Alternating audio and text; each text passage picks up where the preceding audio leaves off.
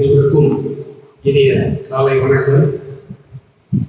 கோயம்புத்தூர் மாநகராட்சியில் லா sustainability practitioners club இணைந்து நடத்தும் ஒரு நல்ல நிகழ்வு. நேற்றைக்கு பார்த்தீங்கன்னா திரு ராஜி அசோக்குமார் வந்தாங்க, வந்து பத்திரிகையோடு வந்தாங்க.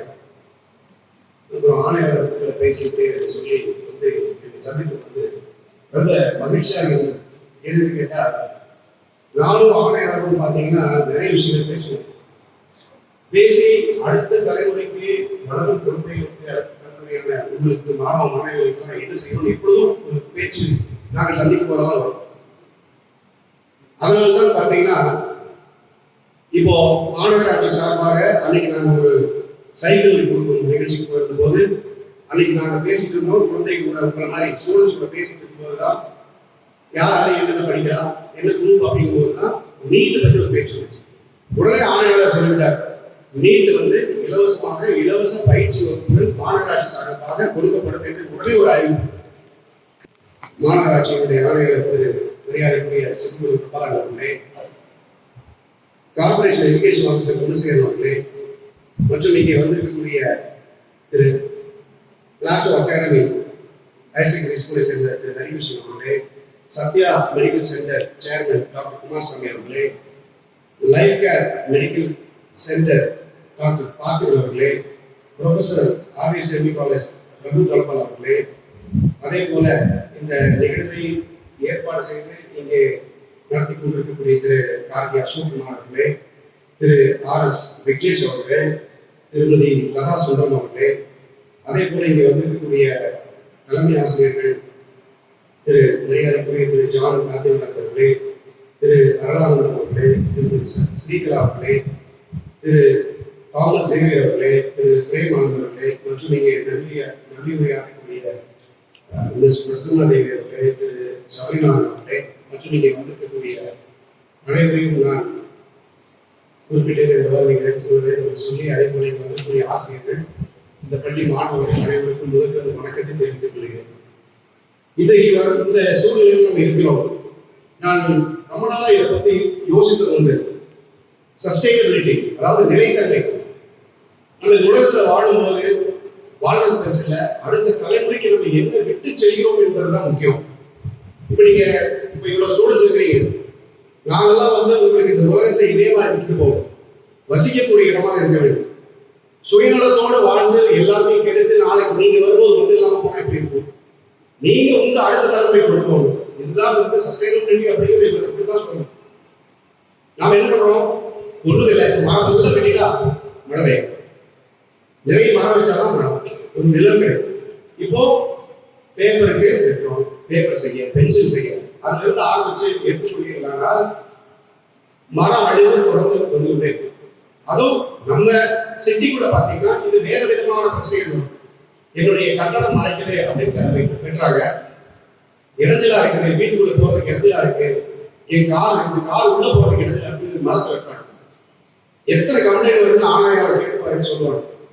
நம்ம சுயநலத்துக்காகத்தான் நம்ம அந்த மரங்களை வெட்டக்கூடிய சூழ்நிலை நிறைய வருவார். இதெல்லாம் நாளைக்கு இருக்குன்னா உங்களை போன்ற மாணவர்கள், அதாவது நீங்க நாளைக்கு நீங்க தான் வருவாங்க, நீங்க தான் அடுத்த ஜெனரேஷன், நீங்க நல்லா இருக்கும். இப்போ நம்ம குடும்பத்துல வந்து வீடு இருக்கு, சொத்து இருக்கு, என்னமோ கொடுக்குறோம், குழந்தைகளுக்கு இதெல்லாம் யாருக்கு சேர்த்து வச்சு குழந்தைகளுக்கு தான் கொடுக்கணும். அதே போல இந்த உலகத்தையும் பத்திரமா உங்களுக்கு கொடுக்கணும் அப்படிங்கிறது வந்து இப்ப இருக்கக்கூடிய மனப்பான்மை நிறைய பேருக்கு கிடையாது. இந்த உலகத்தை சிறப்பாக இருக்க வேண்டும். அடுத்த தலைமுறைக்கு பணம் மட்டும் பத்தாது. பணம் அப்படிங்கிறது மட்டும் வாழ்வதற்கான ஒரு பொருள் அல்ல.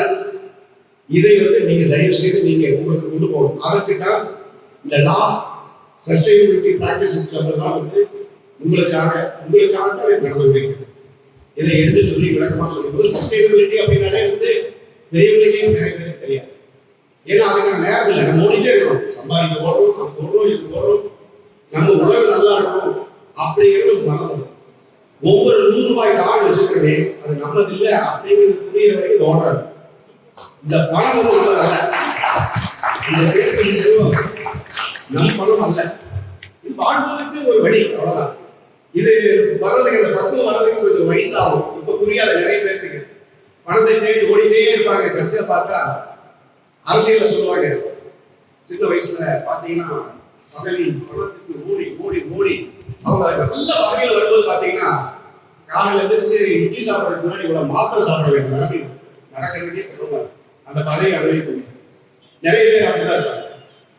அதே மாதிரி இப்படி நம்ம எந்த பார்க்கணும், அதே மாதிரி உலகத்தை பார்க்கணும். உலகம் நல்லா இருந்தா தான் நம்ம. உங்களுக்கு எல்லாம் சொல்றேன், நாமெல்லாம் மிகவும் சுகமாக இருக்கணும், வசதியா இருக்கணும். இப்ப எனக்கு எம்பி தொகுதிங்கிறது 6 சட்டமன்ற தொகுதி. கடைகோடி கிராமம் வரைக்கும் போறோம். இந்த பக்கம் பார்த்தீங்கன்னா ஆனகட்டி ஒரு மலை கிராமம் இருக்கு, மலைவாழ் மக்கள் அதிகம் உள்ள பகுதி. எனக்கு அதெல்லாம் மிகவும் பிடித்த இடம். அதெல்லாம் நிறைய செய்யணும்னு நான் நினைக்கிறேன். அவங்களெல்லாம் உங்களுக்கு இருக்கிற வசதிகள்ல ஒரு 10-15% கூட கிடையாது. பள்ளிக்கூடம் இருக்கும், பழசார் காம்பவுண்ட் வால் இருக்காது, ஆசிரியர்கள் பற்றாக்குறை.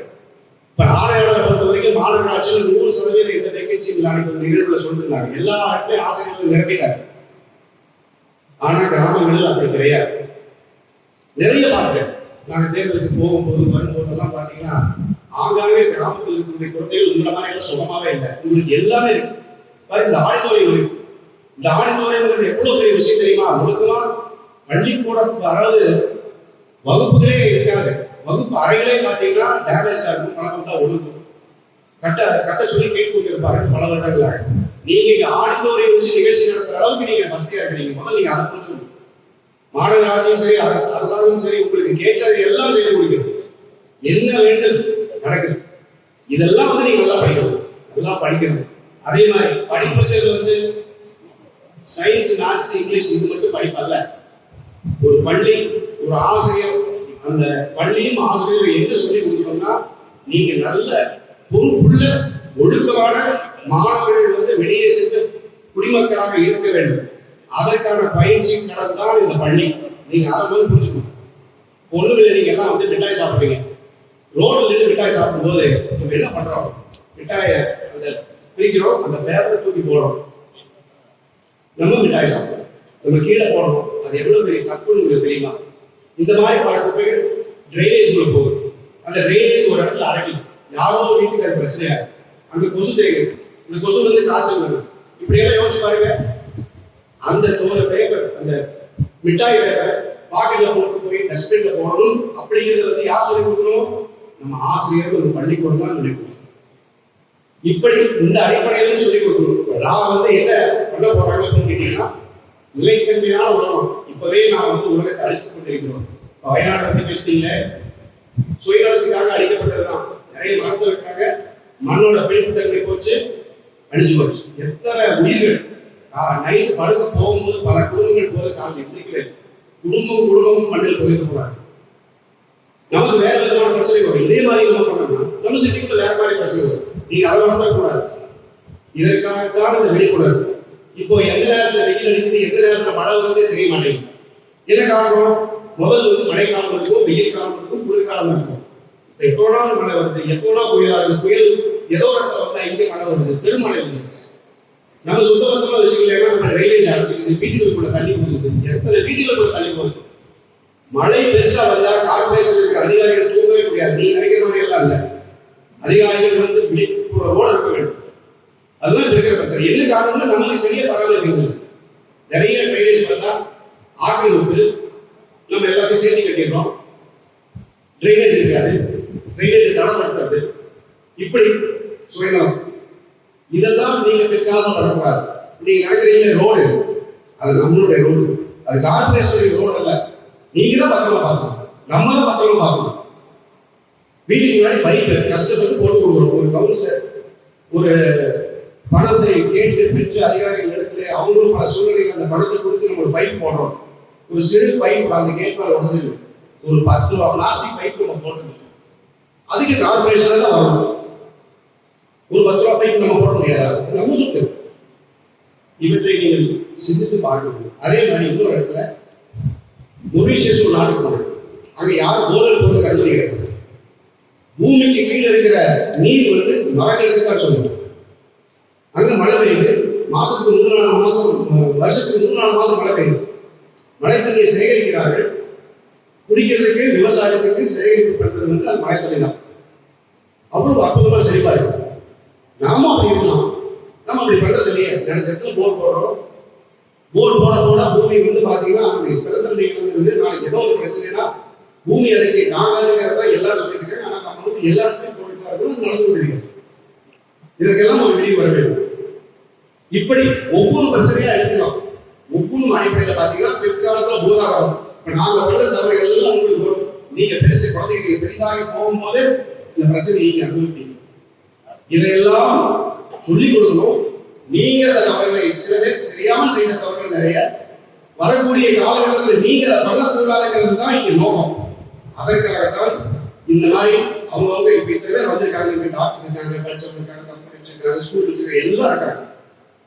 எல்லாரும் எதுக்கு வந்திருக்காங்க? நேரடி செலவு. இப்ப நான் வந்திருக்கேன், ஆணையாளர் வந்திருக்காருன்னா உங்களுக்கு சொல்லிக் கொடுக்கப்பட வேண்டும் அப்படிங்கிற ஒரு பெரிய நோக்கத்தோட தான் வந்திருக்கோம். அதனால குழந்தைகளே, நீங்கள் இதெல்லாம் வந்து உங்கள் ஆசிரியர்கள் மூலமாக, மாநகராட்சி மூலமாக, பள்ளிகள் மூலமாக நீங்கள் இதையெல்லாம் எடுத்து ஒரு சிறந்த ஒரு சமுதாயத்தை நீங்கள் உருவாக்க வேண்டும் என்று இந்த இடத்தில் உங்களை எல்லாம் வாழ்த்து விடைபெற்றுக் கொள்கிறேன். நன்றி.